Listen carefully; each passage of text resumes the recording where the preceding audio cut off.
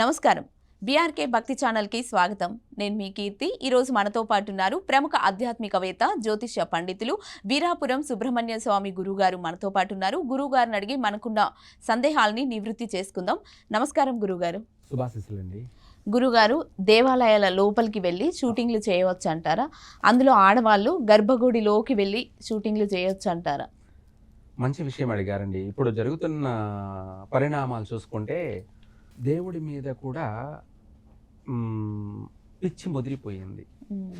అయితే ఏమిటి ఆ పిచ్చి అంటే, మన ఇష్టం వచ్చినట్టు మనం చేస్తేనే దేవుడు, లేకపోతే దేవుడు ఎందుకు అనే విధంగా మారిపోయింది.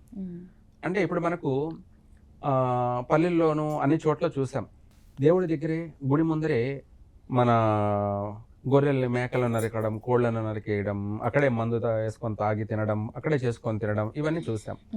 ఇవన్నీ ఒక ఎత్తు అయితే అది గుడి బయట జరిగేటివి.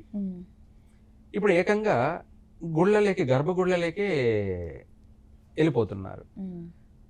ఈ గర్భగుడి ఏంటంటే మనకు శాస్త్రోక్తంగా, ఆగమ శాస్త్ర ప్రకారంగా ఒక దేవాలయాన్ని, ఆ దేవాలయంలో గర్భాలయంలో, ఇందులో గర్భాలయము, అలాగే ఆలయము, మండపము, ముఖ మండపము, కళ్యాణ మండపము, ఇలా అనేక ప్రాంగణాలు ఉంటాయి.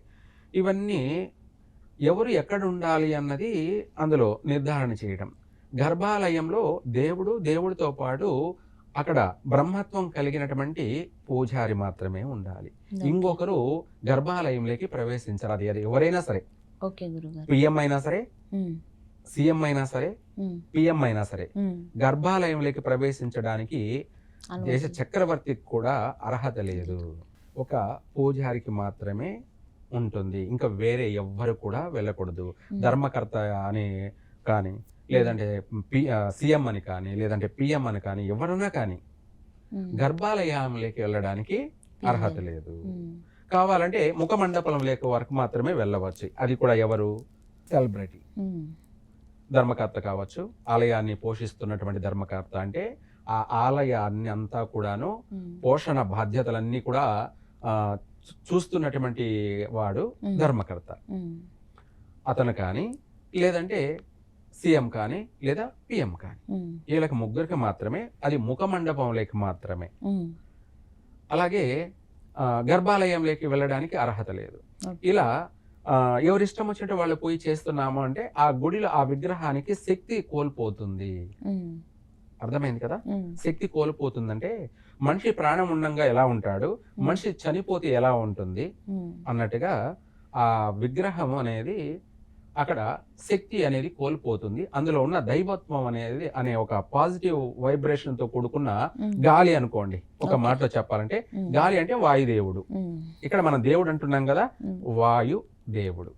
అక్కడ గర్భాలయంలో ఆ విగ్రహంలో ఉన్నటువంటి ఆ శక్తి అనే ఆ గాలి ఆత్మ రూపం అనేది వెళ్ళిపోతుంది.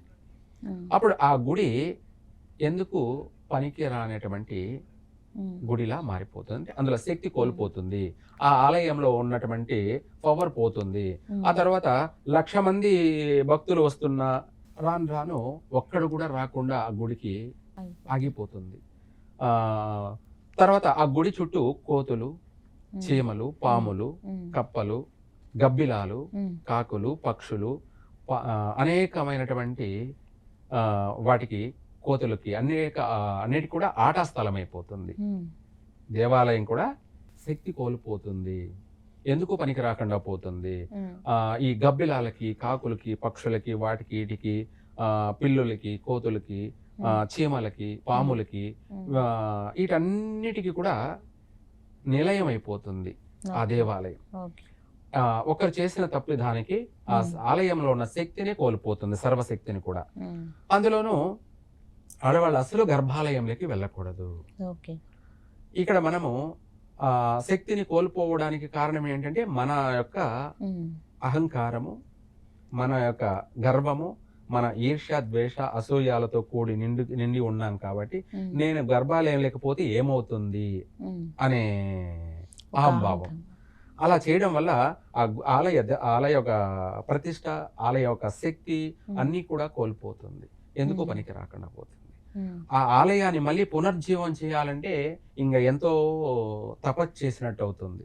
ఆ ఆలయానికి కొన్ని సంవత్సరాల వరకు, ఇప్పుడు మనం ఎగ్జాంపుల్ గా చెప్తానండి, ఒక ఇంట్లో సంసారం చేసే ఇంట్లోకి గబ్బిలం వచ్చిపోయిందన్నా, లేదంటే ఉడుము వచ్చిపోయిందన్నా, లేదంటే ఇంకా కొన్ని ఏదన్నా వచ్చిపోయింది అనుకోండి, ఆ ఇల్లు ఎప్పుడైనా సరే పాడుపడిపోతుంది, ఆ ఇల్లుని ఖాళీ చేయాల్సిందే వస్తుంది. అవును గురుగారు.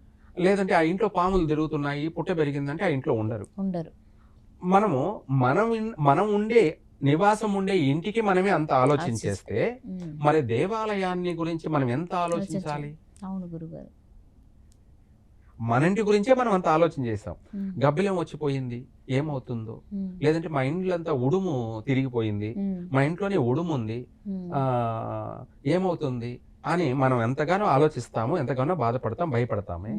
అలాంటిది ఆ ఉడుము మన ఇంట్లోకి వచ్చిపోతే ఎలాంటిదో, ఒక అర్చకుడు తప్ప మిగతా వాళ్ళు ఎవరు వచ్చిపోయినా ఆ గర్భాలయంలోకి దోషమే. ఇతర వ్యక్తులు ఎవరు వచ్చిపోయినా ఉడుము వచ్చిపోయినట్టే, గబ్బిలాలు వచ్చిపోయినట్టేను.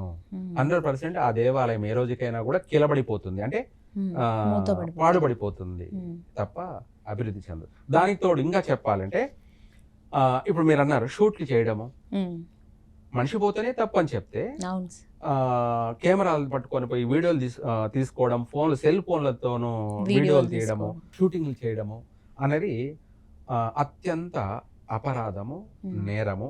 భగవంతునికి మనము అపవిత్రాన్ని కలగ చేయడమే, అంటే గుడిని పాడు చేయడమే తప్ప గుడిని బాగు చేయడం కాదు. ఏదైనా సరే పాడు చేయాలంటే ఒక నిమిషమే, బాగు చేయాలంటే కొన్ని సంవత్సరాలు పడుతుంది. అవును గురుగారు, కొన్ని సంవత్సరాలు పడుతుంది. ఇప్పుడు మీరు ఇందాక అన్నట్టు గుడి మనకు ఆంధ్రప్రదేశ్లో ఒంటిమిట్ట కోదండరామస్వామి కొన్ని సంవత్సరాలు భక్తులు లేకుండా, రాకపోకలు లేకుండా ఆగిపోయి ఉండింది. ఏదో సంవత్సరానికి ఒకసారి అక్కడ తిరునాళ్ళ మాదిరిగా జరిగేది. ఇదే శ్రీరామనవమి ఆ సందర్భాలలో మాత్రమే జరిగేది. కొన్ని వందల సంవత్సరాలు భక్తుల యొక్క రాకపోకలు లేకుండా నిలబడిపోయి, ఆగిపోయి, పాడుపడిపోయే పరిస్థితుల్లో ఉండేది. అలాంటి దేవాలయాన్ని మళ్ళీ పునఃప్రారంభం చేసి ఇప్పుడు చూడండి, మళ్ళీ రోజు లక్షల్లో వచ్చి దర్శనం చేసుకుంటున్నారు. కొన్ని ఏళ్ళు ఎవరో చేసినటువంటి తప్పిదాల వల్ల ఆ దేవాలయం కూడా అభివృద్ధికి నోచుకోకుండా ఉండేది. ఈ రోజున మళ్ళీ పునర్వైభవం. నిత్యము 3 పువ్వులు 6 కాయల, ప్రతిరోజు శ్రీరామనవమి, ప్రతిరోజు కూడా శ్రీరామనవమి. చెప్పండి మరి, ఇది ఇలా ఉంటాయన్నమాట ఆ చేసేటువంటి మానవ తప్పిదాలు. మనం ఆ దేవాలయాన్ని బాగు చేయాలంటే బాగవుతుంది, పాడు చేయాలంటే ఒకటి చాలు, పాడైపోతుంది.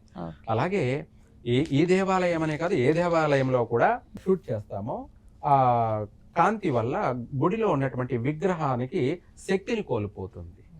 శక్తిని మనమే చెప్తాం మామూలుగా, ఏదైనా ఎవరో ఏదో ఒక రకంగా చూసారంటే ఏమంటామంటే, అరే నరదిష్టి తగిలింది, దృష్టి దోషం అంట. అట్లాగే ఆ విగ్రహానికి కూడాను గుడిలో ఉన్నటువంటి, ఆలయంలో ఉన్నటువంటి ఆ స్వామి వారికి ఆ వచ్చే పోయే భక్తుల యొక్క దృష్టి తగలకూడదని 24 గంటలు హారతిస్తూ ఉంటాం. ఏమిటమ్మా?